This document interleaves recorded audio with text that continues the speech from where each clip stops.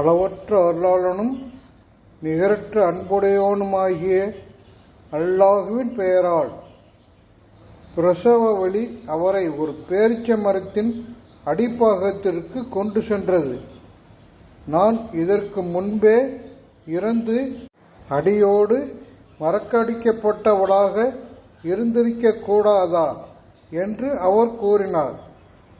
கவலைப்படாதீர், உமது இறைவன் உமக்கு கீழே ஊற்றை ஏற்படுத்தியுள்ளான் என்று அவரது கீழ்ப்புறத்திலிருந்து வானவர் அழைத்தார்.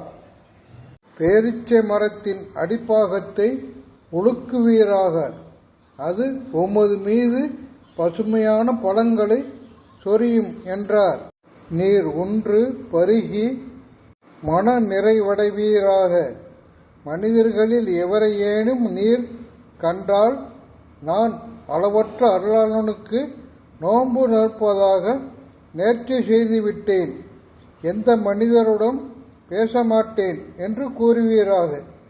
பிள்ளையை பெற்று அப்பிள்ளையை தமது சமுதாயத்திடம் கொண்டு வந்தார். மரியமே, பயங்கரமான காரியத்தை செய்துவிட்டாயே என்று அவர்கள் கேட்டனர்.